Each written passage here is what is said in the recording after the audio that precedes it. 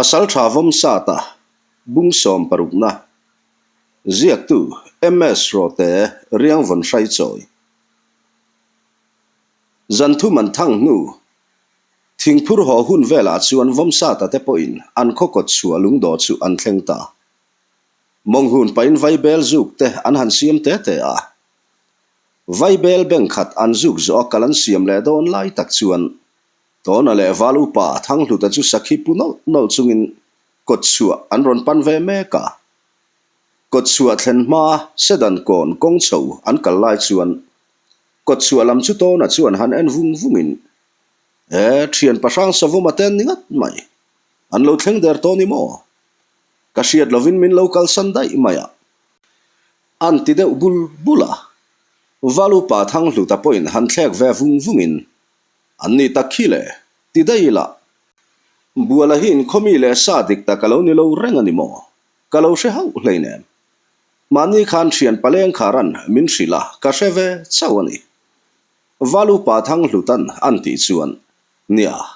thil soi nuam takani chi alo baka kan lo la hril hau lo cheni mo ti in kalpa chuan thil om zia chu to na chuan alon zong in an hril ta a thil om zia valu pa thang hlutan an hriat meu chuan vom sa ta chu angai sang zual hle ni ahuna za ngai theile nun hlut zia hretu chuan mi te choi moi le ngai san a hlo mai pialama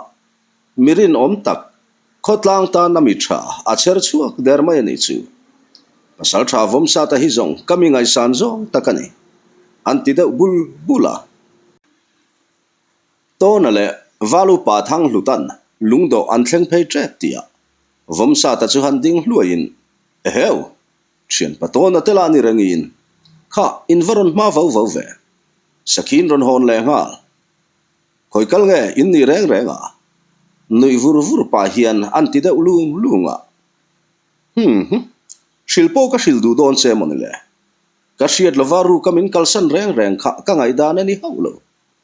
to na chuan an tilet lung lunga vom sa ta soi tur shelo chumeng bial pup pup chunga alu thak lo pui chu hiat nu nu in moi ta thiana khang ta chu a englo thil ho te nia kan ti de umale an ti ba de nia ya karlova to na ta chuan lungdo chu ron thleng phei thua in vai bel zuk siam mol pa chuan mong an hung ve ngal sata chuta buala chu lo in rol vatin thena keima thiam lo vekani khati lai ta khan ka ham hai kual vel vek to maya apoi khom mai alo ti ngal thua ya nia awam ve thove tiang huna me thian te min han theng hil thei mai hi amak chu ka tiang reng hle mai ke chuan eng thil po to kila in tel lo hian chin fel ka tum hau lo wasin nang ni chuan ka tel lovin in ti fel theya ke chuan in tel lovin ka ti fel thei hau lo a chan chu ka thian thaber te ni tlatani nui suk pa to nan an ti chuan vom sa ta chu ain thiam lo hle to maya soi mai tur shelovin alu thak lo pui hi avut vut pa chuan nui vur vur ringot mai ani khai khai chutin kan tingot ngot ngai lo man lo chang te po om ngai thian thakara buena om ngai lo ve valu pa thang hlutan alo ti ve ta khawa chuan to na chu han nui sukin nia ka han fiam thu de hlut mai ani kha thian pasang savama hoi hai lai mel mu hi anuam ve sim sima luang takin in ron thleng le thei hi kalom tak zetani ei hi mo thian pa bual inu chu anti zom zata chuti rualin valu pa thang hluta ngai tu na ero akal thui hle ani vom sa ta te thian ho in ngai na zia le in mangai zia a mu in ro puya ti hle a soi chuak lo ma se thian in ngai na le in mangai tak zong in vani chiang e in poi soi hlo om don mange atiru rau mai reng ani nia thiana kanuni hi hei dam takin kan vain mule hlau maya alom om tak zetani buala na ti chuan e khai hei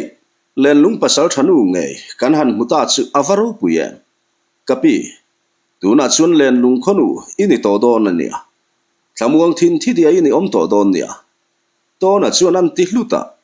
pi nge ngi chuan lo chang thuin e khai pasal tha te u in za ngai na wang chavin ani ka fa pa nen hian kan in mu le thei ni in chunga hian lom thu soi sen lo kan ba ani ke ni mei thai nu fa ve mai tiang takamin lo lom thiam mai hi kan phu lo tak zetani mit tuitling piau chunga anti chuan he kapi chu tiang chu ni lo ve khotlang hian i lo kal hun tur hi kan lo ngai chang thup zo ka sin kho khat pasal thanu mewinia kan lo lom viu che sin kho chung in lu ti ka chuan lal in tlo koi ngei anga yang lalpa poi na ngai ven khop chewania areng thua in kal tur thu po lalin hriat tir lo ani mo ti pa valu pa thang hlutan vom sa ta an mel zuk chuan vom sa ta chu han meng kal de rulin meng bial pup chung chuan an hoi kual de ruk ruka han nui de vun vunin shilem leilo ve kan thena a thadon tho kalo ti mai sin an ti de bul bula a khai o avamak thine pasal tha te me in chet chuan atereng reng hi chu lalte hi anan ngai ven lo ngai hleine in ti sual chia wa chu ani chuang haulova ma se nang ni in hriat ang ai hian khotlang hian an ngai ven hle reng chawani ti ero in hriat a thani valu pa thang hlutan an ti char char chuan buala le vom sa ta chu an ngoi wang maya an valu pathu soi chu di kan ti hle ni an nin eng ma lova an ngai kha khotlangin enga an lo ngai tlat sia pasal tha te jin konga hian zirtu an nga zian tha chuak uai mai reng ani eng po ni se kalkan siam phat mai don em niang pasal tha te u valu pa thang hlutan an ti ta ka chuan ni eti in kho chung lam panin kalan siam ta a vom sa ta ten kho chung an lu chuan lalin lam chu pan ding nalin to na le valu pa thang hluta te pani ero in an pen san ta a vom sa ta ten lal in an thlen chuan ngoi rengin in chung lama an lu zui nga la he khai kha lalpa iom mo vom sa tan an ti ve thlup chuan taplam hoya chem phong suya kun kut lal thang kula chu hoi chuak vutin a khai ta ya tela ni reng chewin lo lu ro kha arem lai lai a khan mong han hung mai taun alo ti hluta vom sa ta te po in thlung deuh tak chuan pathlang lama mong an han hung ve sata a thil ti lai da that pa hian lal thang kula chuan e kha in ron thleng tluang thei mo an ti dam thapa thleng tluang thei lal pa ti in vom sa ta chuan alo chang thua ya chuta avai bel beng mol pa hian hei hi mo pasal tha buala nu chu a ming te po han soi takula lal thang kula chuan han ti dam le thlapin buala chuan oni e lal pa kanu chu ni hi a ming chu nge ngi ani e ti na lo chang vata ani mo eng po ni se pi ngeng hei len lung khua chu omnan in ron thlang ve mau mai sia in heti ta ka chuan thlamuang taka in om ngei ka be sia helaya chuan tuma an ni na wangin kan in thlei ve lova lungrual takin kan parvatui nun dial zok thin ifa pala he kho pasal tha hian ni boka muang te in kho sadia dia niang chu hetiang kan ni ta ka chuan nak tu ka tangin in tur sa in me khu chuak na tlang kan nei anga kan zo mai ka ringe lal thang kulan an ti char chuan pi ngengi chuan lalpa heti tak maya ke ni mei thai bak ber nu fa mai min lo khongai hi kan lomin kan va phu lo em khotlang tan la ti thei kan nei tlem om ro pui mai sia kan lo mani ti mai lo chu ke ni nu fa hian soi tur kan nei lo ve mit tuitling piau chung chuan an ti tham triaka e khai pi nge chu tiang zong chuan thil kan ngai tu ngai lo ve khotlang tan a khua le tui tha ni tur hian min felber min ti se ti ni om fathana che chu hi angai haulo rorel tu ta thu oi taka kan oma kan ti turin om taka kan ti hian khotlang tan chuan kan lo hlu hle zokani thatho atul huna ero thalai viak tha tam tak an ome lal thang kula chuan alo ti dam thlapa chuta vom sa ta chuan lalpa thu danga lai chuan nichinai han soi zok kha han tui ni velok ka duwa thian pabuala te in chak tur chu kan thian dun hian kan la zo vek to a khotlang ti buai ngai lovin thian pato na te ho nen nak tu ka tang hian kan han buai pui sok sokanga ni ni khata chuan kan zo ve mai ka ringa an ti chuan lal thang kula chu han ngoi deuh wang wangin khaya chuti tur chu em ni don kan pasal tha te in tur me chu khotlang in han sak sak po chak om violom le ma se nang nin in ti tlat ta chuan pasal tha te me thu chu kan hnial ngam nang le in thian pa in chu in sak pui mai aniang chu an ti deuh chuar chuara lalpa thil pakhat le a chuan kan ma hun hi chiang taka hriat thei ani haulo maya engtia han ti chinge moni don kan kalam khan kan kho hlui tumpang ka ngopia son ngiau tlang pasal tharwal te nen kan in bakkai nek maya an ho tu pa le koi te panga zet kan thata midang pali te ero annun kan zuwa saka ba ka heng lai vela hian khuwa om lo emo kan ti lain anni soi manga kha chuan kan thlang lama khuan lal ro nge nga khuwa mual hlum a omani ome karin dan chuan tun ma tang to khan kai zol ngiau tlang le mual hlum ho te hi an lo tang ho vek ani mai lo mo tumpang ka ngopia so kan len lung kho hlui ram wal ching top ani ti po kalo hrengai hau lo vom sa tan an ti le sup chuan lal thang kula chu ngoi ta wang mai in thu riat chu dik ngai karinga ke point kan pi le pu te thanga tang to in tumpang ka ngopia so khodang ram wal chin ani om reng ka helo ram ruak ani top mai ani kan ram wal chin a zau tak ema wangin tu man kan tlo po talo mai chawania khodang an om ka hre haulo kan om lo nuwa om an ni mana chutia ni chuan kan film khurde wangai don ani mai chule lal ro nge nga chuan tu lam nge a on don ni nakin hian min ron bei ngot mayang ti po ol zate lal thang kula chuan an tiram deuh muka ani chuan lalpa marlama kan ram wal chin hi kan ti chian watangai don ani chu vom sa tan an ti le khau chuan lal thang kula churu mut pa han bungatin nia arang thei ang bera kan ram wal chin chian tura cha chu watangai nge yang an ti supa chutia emo an soi zo chuan vom sa ta te po in lampanin an chuak zuita a vom sa ta ten in an han thleng ta chu pikimi chuan alo lom hle maya buala nu pi nge ngi chu lo be sok sokin emo te zotin alo phul hluta thenom khoveng te po an lut khom traka an kho pasal thain anu dam taka an wang khuwa aron hruai thlen ta ka chuan an lom pui ve hle ani chutiang bokin to na le valu pa thang hluta te po an sakhi sa emo zan nen an ron lang ve ngal thuaya lu ta po bai deuh sain kan pasal tha chuan anu aron hruai thleng ta mo tina phul lut vei hlut boka an thian te pani dam tak le hlo tling taka an ron thleng ta chu an lom hle ani emo soinan phul hluta naktu ka tangin an thian hova bualata in tur rel ngal tur chuan an soi ho naka pasal tharual ti taka an thu po midang ta na ngai thak she om ni hau si lovin adam khaurudak mayani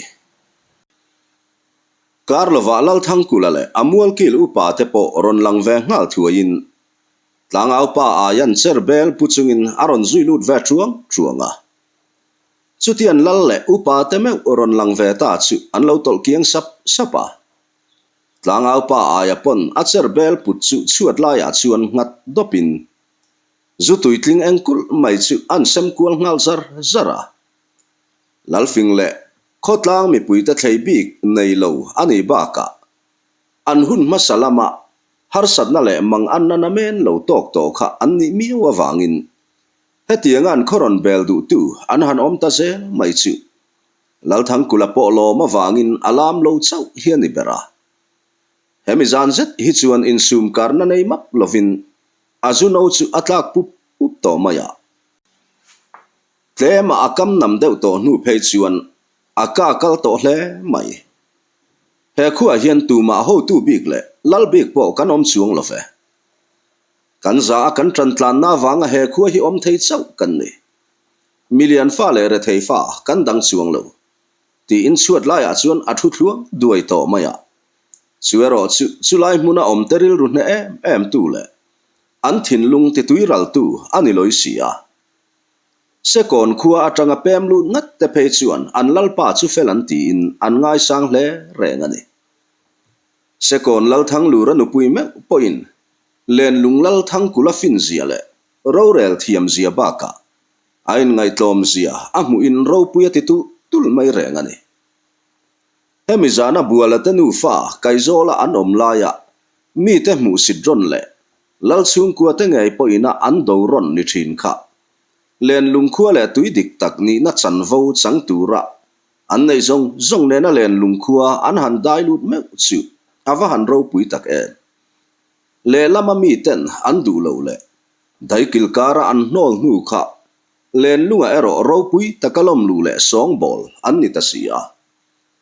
heng te wang tak hian ani buala nu pi nge ngi hi mei chelung no ti taka loma wangin amit tu ashu mai reng ani lalpa thang kula chunui var chunga han ding bu deula lakin o an thian deu khara lemina lu kai deu to ma se trong suale ro atum lo hle ti riat takin an ngoi deu wanga khaile eng po ni se kan hlim viu na thu kam ni khat lek kan sak suak ve reng ange hey sungloi khonu zara kan pasal tha vom sa ta thian dun suak bo ta dai khan eng tak chu tiang motia kan lo sep ro tui fo lain rin lo tak main kan pasal tha buala nu hruai tu ra tek chuak an lo ni oma pasal tha nge chuan an tumpo an hlotling na ro kan len lung pasal tha nu meu himdam taka an ron hruai ho ta khile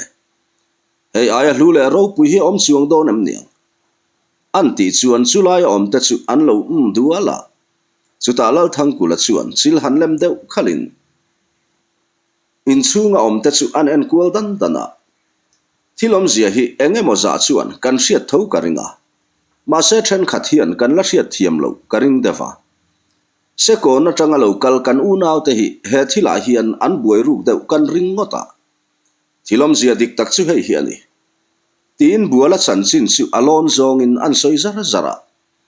se kon pem thar ten thilom zia an han hriat chian me chuan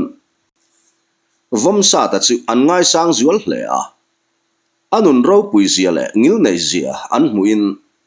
nau pangte ni ma se an zaru hle to ni khaile eng po ni se kan pasal tha vom sa ta hian an kalna chin soitur anei ang te kan za hria ta han soi ve reng sela a tha ange ele lokin pasal tha vom sa tan kabula alo soi to angin hei a una pa in chak tur po hi an pani hian an lo pe diam to ani mela khotlangin han samup mup mai la kati te nen ma se an thian ho vasak an tu mani oma amai ro chu adu apiang in kan pui tho tu ra ngai la a tha ange tin kan hriat mai hau lo tu ro thil pakhat han ze tel le ram kan du chu hei hiani khoi ki pa po kalila kan phim khurtlang hle reng don nia tin om zenei tak thu khu deuh tak si chuan a thu soi mor chu an bok ta a khaile ta ya in kalna chin chu kan za hriat turin min han hril tak ro khai an ti zom zata midang be seitur om to hek lo le vom sa ta chu alu thak lo pui hiat nu chunga apuan ven pot khor hlan chung chuan an ding zi deuh trala kalkongan thilton minol pui nan hriat ve tru lem lo le nunau tiral khel thei tur chi chu soikanin eng tin emo an kalna chan chin chu asoi mam ve thei mai boka kongka pui bula thu to na chu han mel zukin to na la alo then ang tho le nga la to na lo nui tho chuan ati buai zo nga ni don kha zong kha ni e ti pai na thu tak mi mai vom sa ta chelai lutuk le trong kam thiam lo lutuk chuan in chunga om ho te nui bom chu a hong le ni turani an nui dara karlova an hlimbo ruakin ron tlak chil le ngal zatin an thoma thale ham to hle ani chutia engemaw chen vom sa ta te ina an rik lai nu chuan zan po alo rei lam ta deuh bok nen atu kol eng mule ngei tura du sakna in hlan sungin mani in lam threwa an hota a anin leng ten trin tak nu chuan vom sa ta te chu engemaw soin tập mấy ngã chuan an thu thapa musin na le diriam na tin reng tok to ti taka pinge ngi chuan dan thiam harawati te reng mi pa ngai bia ka an lo bia le an ngai hlu hle ani ti hriat taka khotlangin an lo lom mai te kha makati in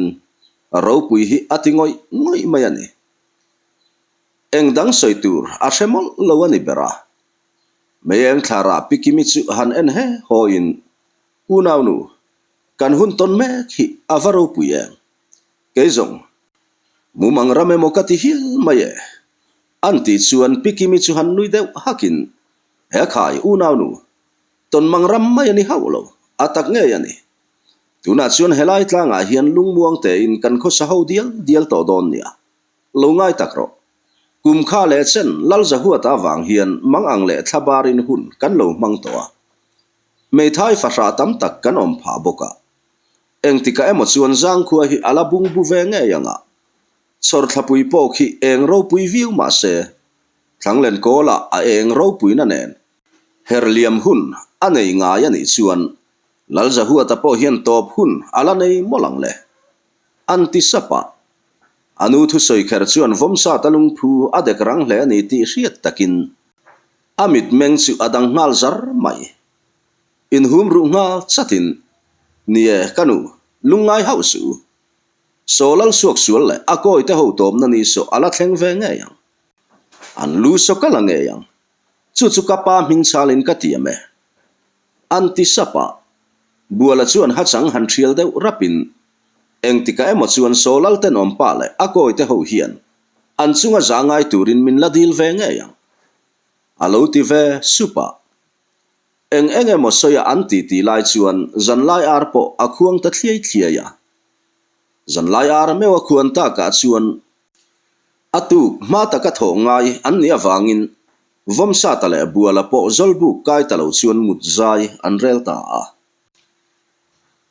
vomsa ta ten an khua an thlen ni atu ka tang chuan buala te in sa in an thian ho chuan an buai ngal zak zaka an thian ho chawa tho mai an tum na in an pasal tha te in tur me han khor ta chu a manin an pui ve mol boka man rola khom sa ani boka tuk thuan ei ma havin aliang an hlang man der mai khaile naw teu hei tuk thuan ei po ahun viu to maya eng po ni se tuk thuan ei turin ho phot mai la tuk thuan ei kham lama han thok suak le sapila kan pasal tha ten man ruwa an lo la khol sa ani boka kanin khor pum thei mai karinge valu paleng kharan anti tak lunga chuan nia naw teu kan valu pasoyang khan tuk thuan ei tur chuan du tok san ri phot mayang umiang tin valu pa thang hluta chuan alo tui ni ve boka tuk thuan ei san ri tur chuan an ho ta hloma tuk thuan ei lai chuan tuk thuan ei khama an chun zom don le don lo anu in azo chuan achabar lai muam pur chung hian vomsa ta chuan anu chu an mel rula bungut chung hian an ti hluka buala nui za chu chuat be na lo nui kura ayang aya chuan nge mokhatia i han mel kual vel chiam ni kati ichabar lai te khachu han lem ve phot latinia nui kak pa apikimin anti he ho chuan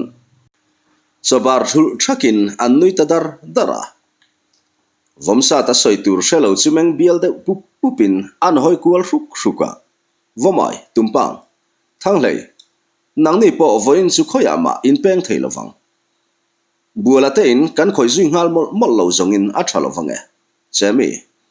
nang po tuise matal iron tel velo zongin ti pa chuan rang ne zovichu anmel rula kauta ya thin tak hi chu o chung te chu hriat salom khoya kan chuak lovang sai tluanga po ron tel ve atum kha vom aya nan ti chuan ni don take ti pa alu thak lo pui chu hiat vutin kapuare tin vomsa ta chu atho ta thura an unaw hanin fiam vel kara vomsa ta soitur shelo lutuk le chelai lutuk chuan pi ngengi le pikimi nui bom a hong hle ani tuk chuan ei kham chuan valu pa te pani leng khara le thang hluta ba ka tona le sai tluanga te chu an ron lang hmal thuaya kaile kan pasal tha te chu in pe to em kan thok chuak le to mai don em niang valu pa thang hlutan an ti chuan e heu paleng khara te la ni reng chewin ron tho chu le kherangai to chung hleinem azual zapui kan zo to boka abak chu kan thian ho po hian kan zo to thowang kalo ti mai asin vom sa ta chuan alo ti vara khaya chu tiang chu ni la lo ve ko khat pasal tha me chen na in tur sak chu tu mai po in kan sak zakang chu eng po ni se han in pe thuai jok tak te un ke ni lo po mi dang an la ron tho chu ka ringe valu pa thang hlutan an ti chuan pi nge ngi chuan karei avaro puyen kan va han phu lo tak vele ke ni nu fatan zong helo liam amal som na hi a om don em niang mit tuitling piu chungan ti chuan khai kapi chutin kan tingai lo fe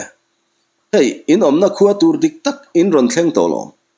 khuanu zara adam kan hawanga nangni zara he khuwa hian par ala chuang nge yang naw teu kan na chu kan tran le to mai don em niang valu paleng kharan anti ta ka chuan ni e ti in bualate in sak chun zom tur chuan an chuak ta sapa mi enge mo zainan ron fin ve poka buala lom lutuk le shil hai lutuk soitur shelo chu nukul treu chungina hoya hoi mai rengani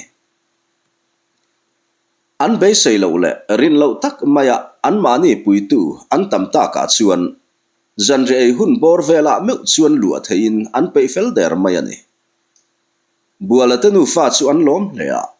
lom thu han soidan takpo an shelo ani bera pi ngengi phei chu amit tu ashu mayani zanre ei kham chuan buala tenu fa chuan an in thar chu an lua lun ngala khotlangin an nei ang ten vom khom sapa kai zolan om lai aya tam thuam no an nei to a buai tura phei chuan an phang lo hle ani buala tanu fa in lua lu zan me chu khotlang bo ruak po atha hem hle a nu naw apuya no in an rihul mai ani nu naw rihul kara chuan lal thang kula chuding hluain emo an soi dapa thua soi zo chuan tlang au pa aya chuan lalpa ngan bel churon pulutin chuat lai a chuan an ngat mupa chuta in tharlom nan nulata chuan kai bukin an han sam kual zara an thoma thaham hle chuti lai mekin kai zol lal zahua talal in chunga ero ami khual ngeu tlang upamin le akoi te pali thu soi chuan an bo ruak ton mek churon ti al tharin lal zahua ta chuat laya avei taw ngong to maya chu upa zakham pasal tha za nu na le akoi te kut lo tha ngot tu ta chu khoi khua le tuinge an ni chi in chiang lo mo chu tiang khopa kan ngeu tlang pasal tha le akoi te lo soi sa tu chu engemo ta ka chan let ve nge an ngai ani chu ti ram de muk pa in ngeu tlang upa zakhama chu an mel de uruna nial alpa kan tlangwal te pathum li vel chu damin an ron suak thei hlau maya an ni ka tanga kan hriat mai ani boka an mani beitu te zinga an ho tu pa berni oma an soi chu sang savoma ani ome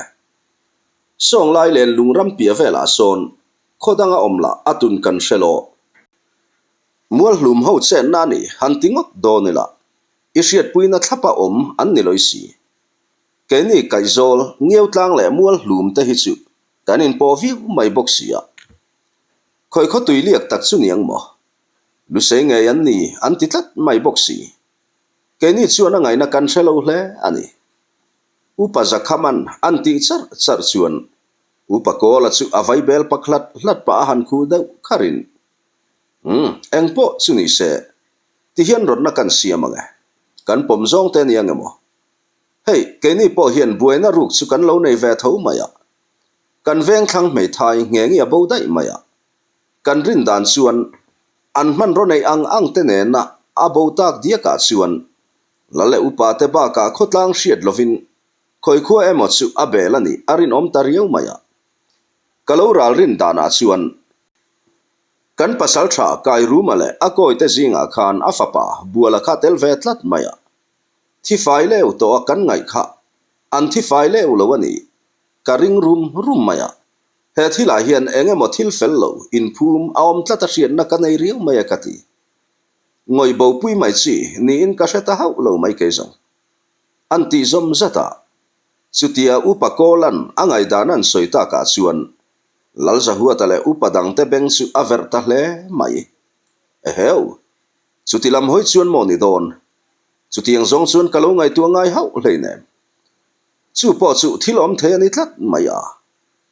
kong dang kan dap ranangai don ani chu ti deuh muk pa in lalza huata chuan avai bel chu abeng thamol mola eng po ni se tlang au pa tuna rang takin pasal tha role ngale sang vu ka zuko to anti zom zata tlang au pa po rang taka phengal vatin pasal tha role ngale sang vu ka ko tur chuan achuak ngal vata karlova kaizol pasal tha ro rum le anin nga na role ngale sang vu ka po tlang au pa ho chuan anron in zuilun ngal thuaya e khailal pa eng thu hlang ani tangai tunang hun huna te ke ni ve te lu min han ko tang miel mai ni poi pang te hi aum tamayam ni don sang vu ka chuan an tilun ngal bora e ka pasal tha te u lo lut tak ro poi pang chu om te meu mai hei kan u naw ngieu tlang te hian buaina na men lo an to kan i mel riau maya kan veng thlang mei thai pitar bo ta nen khan in zom na anei thei mai ngem ti te kan lo ngai tua kha arem lai lai a khan mong han hung ve chot mai ula kan chin chu chiang zokin kan la thial non tura nga yang lal zahuatan alo ti ta hluta chuan pasal tha ro le nga te pani poin an puan ven chu han pot khor deuh satin mong an hung ve ta nga la lalpa eng thu hlang ani tangai veng thlang mei thai bo ta ne na in zom na nei om tak te khan kan u naw te buai na chu isoya chiang deuh zo ka hria ta va thom vele ngieu tlang mi khual ho mel rul pa ro le ngan ati deuh bul chuan lal zahua ta chu han khu deuh kharin eng lovania kan u naw ngieu tlang pasal tha zanu na le akoi te engemaw za chuan len lungram wal chin pia lal ro nge nga kan om tir na ram wal chin thlen ma si a son beitu an tok thun mai ani oma pasal tha zanu na le akoi te engemaw za in nunan chana pathum li vel chawan dam chu ka ni oma an soi manga phe chuan an ruang po hlom lovin an ron tlan san top mai ani ome chutiang taka kan u naw te hlau hlo pasiam tu ta chu khoi khua le tui phiang sen tak niang mo an ho tu pa ming chu sang savoma an tian ni ome tin kan veng thlang mei thai pitar bozan kha hemi truma kan u naw ten buaina an to ni chi kha ani ve tlat mai pasal tha kai ru male akoi te hi an thivek lo ti hi ani jok mai lo mo buala kha nanu hi aron hruai te hi ani thei mai angem ani puiro kha kan tlangwal te zinga chuan ane plovia vania ani lom ni upakol anti zom zata upakol apo han budeu ngatin ni che baka buala te chung kwa kan en dan la atun kan hailo tun lai kan boruak to na hi chuan engemaw fel lo tak hi chu a om ria vaka rian ni alo ti ve khava heu chutiang zong chuan mo ni dona kan farha lu bo kamai mai chuan chutiang angril ru chu apu phak ngot donem ni le alo ni ta ani le avun kan lip fil pakanga ti nia khoi khua phiang sena nge alo tlan bawang ni reng thua kan u naw ngieu tlang ho be tu ta zinga an pasal tha chu sang savoma in ti mo kha ti pain pasal tha sang vu ka chuan an mi khual ho ta chu an mel kual den dena ngieu tlang u pa zakhamale akoi ta chu an lo bu ngata eng po ni se kan heti ta ka chuan thil thlen dan kim chang chui chiang tura kan tek chua chu angai do na ni mai chu le kan bo ruak ka han thlir wang hian engemaw tak in phum ru chu a om ngei maya eng po ni se mual hlum lal ro nge nga chu thu kan zo chian photanga ani om chu lalpa pasal tha ro le ngan an ti chuan upa te chuan ni en lo ti cleara chuta lal zahua ta chuan a tuibur muam chu han pik puatin eng po ni se ti hian ruam man na han siamila a tha ange pasal tha sang vu kale mi engemaw za in len lungram wal chin pelin chim chak lam zel fruit sela chutiang bokin pasal tha ro le ngale mi engemaw za in mual hlum ram wal chin chung dailu sela lal ro nge nga po chu an ni hian thilom zia han kam thot ve hrim hrim sela a that ka ringe tin kan pasal tha te thlaphe na kan u nau ngiau tlang wal rul te chu enge moza tel ve bok sela a thama yangem lal zahua tan an ti chuan tha an ti tlang hle ni turani luan buk chil ngat hloma chu ta ngiau tlang upa zakhama chu phur fe a han ding luain khaile chutia khoro puile kanin nga na ber kaizol lal mevin ngai tu na fingle om zenei tak aron tho chua puita ka chuan kan len tlak po arwal hle tia hriata kan chuti ta ka chuan ke ni po zan riak lovin kan hole nal nalanga kan sin hi kan lalpa hnen kan thlen vat lo zongina thalovange kan bo ruak hi hei rei han rial chi la vanisu ahun le ni tur te hi engting nge ni don anti chuan a vai bel pakhlat hlat pa hian upako la chuan chutia kan thurela kan lung oi tlang ani ngai chuan rei rial lovin naktu lama khian kan pasal tha te chu chuang ngal mai se a tha mai lo mo hun hian min nga khau lovania alo ti ve tak chuara chuan lal zahua ta chu han khu deuh khar kharin khaile chutia kan thurela kan lung oi tlang ani chuan upako la rot na kha pom tlang tamai la a tha nge naktuk eng huna po che chuang mai thei turin kan pasal tha te chu in buat sai sela a tha nge kan ngiau tlang u nau te lo thlen phei tika chuan chuang ngal thei turin ke ni lam kan lo in paisa at don nia chu tha kan ti mayam antia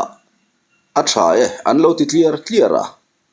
an thurel beran zota ka chuan ngiau tlang upa zakhamale akoi te chuan lal in chu chu sanin ngiau tlang lam an pan ngal wanga khuan u ro rel dan pa ngai te in kola tur ni pui a herliam ruai renga len lung khuaten buala tenu fa in turan sak zona tang po in ni tamaliam le towa tunari chuan len lung khua chu amuang siai hle ni atira in somni thuar tham lek khani ma se tuna zet zong inza an tling hot to tun ma an har sat na tole an mang an na te chuan kola a herliam san mup to tuna zet zong nun phung pa ngai takle khosak phung pa ngai takin an khosa to in zakhualek si avalu pa po pani ngotan nei khania anzol buk po lian pa ngai tak ani ve bok hun le ni teliam zelin nun phung pa ngai takin nung chho mup ma se lalfanu sai rengi ero alung len kho harna are thei me lo chung kim te an len lai ni te kha adon kir lo thei lova anu le pa le a u nau te chu angai vong hle ni hemi tu azing tui choi zo a lal thang kula fanu te ne na an bu hak den a thap fai lai chuan angai tuana a chung te lo lang thutin abu thap lai chol me vin jing bo ru karal hlat ka chum leng del te chu a thlir vonga alung len na riat pui ve ni om fashanin kordung khok roi khopin tollot alo ram ve lo mai boka alung leng in sum zo lo chu abianga mitu luang tangian ngia chu abula om lal thang kula fanu ta chu an mu mai hau lo an lai nat vong hle ani chu mi tuk chuan ei lai chuan lalpa thang kula chuan so bar thul me vin lal fanu sai rengi chu athlek vunga so me tui han ho pu pa chuan lal fanu thil ang kim hi ka chiang te kele tuna chuan kan rabit le po azi om ta ro su mala kan phang to na heklo tuk chuan ei kham hian ka upa te nen inu le pa te tlan chua dan kong kan ngai tu ning chu lalpa dar khu ma te nu pa chu dam te in la om tak mo anti chara lal fanu sai rengi po alom ru hle mai ma se nu le pa te le a u nau te chula dam tak mo chu lo renga kong la ka po har san na engem po tok thei kha an ni mang mai sia an pasal tha te nen hian hlim takin in tong tak moti te chu angai tu ngal rawa ni e ka pathang ku nang berin chu ti thei chuan chu aya hlu le du ka nei chuang lo fe ma se ka chung te hidam takin an la omangem ti po ngai tu tham takania hetiang taka kapa la ka irin omzia ka mu hian ro pui ka vati tak en hetiang amirin om hi seifa te le natlanga hian om le takang mo kapa ina riat tika chun eng tin tak nga yang mo lalfanu sai rengi chun mit tui luang nge chung chuan an tia khai khai chemi sai lo lalfanu huai sani ni khamo khatini bianga mit tui luang mai turani nem lungzur hau su khai adam kan hawanga inu le pa chu kan hruai kir le nge yang elen lungtlanga nge hian ro pui takin laldar khu ma hi athu le nge donani ka hriat dan chuan thinglian lal zapau lian kuta an omni in ka hria an manatan silai funga po ti se kan tlang ngal thak mai tur lani sial som po ti ro sek sek eng konga po kan buai don lo ti hi han se phot mai la lal thang kulanan ti le ta ka chuan lalfanu sai rengi po alung o in achung ril nun su ahlim ruveng veng to mai ani tuk chuan ei kham chuan mualkil upa te chulal ina an lut khom trak traka tun lai an bo ruak muan lai tak le tuk chuan ei kham le kham lova an lal pa inan ko khom ta ka chuan angai na hrian hmel lo takin an khodang sial hoi sha mai renga lalpa eng thu hla nge ni tangai tunang hun huna te mi i han khom tak chiam mai ni poi panga om tamai em ni lu tapa inan ti chuan upadang te po chuan ni e an lo ti ve cleara lalpa thang kula chuan a vai bel beng than mol pa among han hun that sat pa chuan ni e poi pang ti le ma hei kan thu dang alai chuan khothar kan kaya tang point thlasik voi thum zetaliam le tareng to maya hei kan lal chung kwa ta chin hi kan ngai vena hun to in ka hredeva tuna chuan kan lal te tlan na tur ro sum na a chuan kan phang lo hle to in ka hria engein ngai dan te ni hlom reng renga kan bo ruak la amuan lai alo ni kher bok nen tia thil om zia an soi hon ta ka chuan mualkil upa te po an har hop maya e khai alo ni don take lalpa nge thileng kim hi i hrut kim te thine kati chutian ang berin kan lal chung kuate an saltan na lakata tlan chua iril ruk tak sia chuan abo ruak han thlir hian tun lai hi ahun lai tak chu ni mai ome a upa konga chuan ati chara sekon khuwa atanga an hruai khom sekon upa te len lung upa atana an ruat le te eroin soi mai tur an van ang reng hle thu ma selen lung kho upa tun ma atang towa an chin eng kim hre sa to te thutlung na chu nial an om hau lo thu chuta upakak zo na chu han ding hluain eng po ni se kan lal pa rot na chu atha hle maya kan lal chung ku te kan tlan chu thai don phat chuan enge thil dang kan be sei chuan ang le atlan chuan atu ro sumala lungai na tur om na hek lo kan chu ti ta ka chuan ahun le ni tur te po kan ruat felawangai don ve anti ve ta ka chuan lal thang kula chu han khu deuh kharin eng po ni se ti hian ruam man na chu kalosiam ti tuai vela tha kan ti tlang ange mo chu an ti chuan e khai lalpa nang me vin ruam man na te ilo ne chuan han soi tak ro upamin lu ta pa chuan alo ti vara chuta lalpa thang kula chu han ngoi deuh datin silan lem deuh khala lal chung ku ta chin ngai ven tur chuan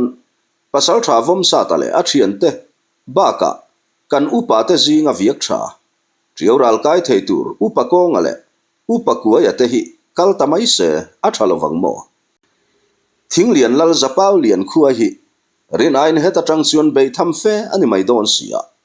ma se voi le khata thil ti fel rum thei ani karing chialova phim khur taka kan se chu ngai dona kongla ka po buena tok thut thei kan ni hi kan shareng turani tlan na sum in kengani point khodaya inda thapotanga chin ngai chang turin kho chung in lut photanin chu phim khur taka chet kan lak photangai donania anti zom zata ahun laya mualkil upa fingle thil don thui ti taka athu han keu thuk dan chu afing hle renga e khai lalpa kan va phulo em chutia kan lal chung kuate tlan tura kalte zinga kan han tel ve mai tur chu avaro puye irem ruat dan po fel fight ekele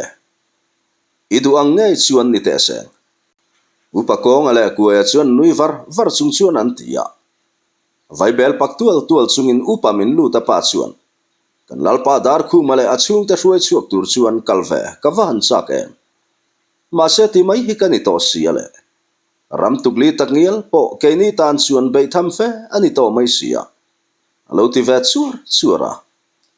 khai lu ta pa nang zong ni la lo ve heta kho buna kan lal pa chu kan lo mak do na lo dam te nan lo thlenga nga an lo thlen tika chuan ro pui takin kan lom do na ni lal thang kulan alo ti ve ta ka chuan eng emo soin an phul zui luta khaile kau pa teu hunin min ngak lo ve kan pasal tha te chuan ani tur chu kan han ruat fel lo mai do nam niang lal thang kulan an ti le ta ka chuan a hun le ni tur chu an han soi khom le naka an pasal tha te chuan ani tur atan chuan an ro rel na ni atanga ni thum na a ni se ti in thu an ti tluta a sumini ni leng chuan lal le upa te chu eng emo soin ni an tum toi ta a chuti lai me kin kaizol pasal tha ro le nga le a koi te chuan len lung kho hlui ram wal chin chu an dai lut ve me ka marlam sheta herliam zelin mual hlum ram wal chin chung dai dar chu an tumani chutiang bokin pasal tha sang vu kale a koi te engemaw za chuan len lung kho hlui ram wal chin chimlam zela kalin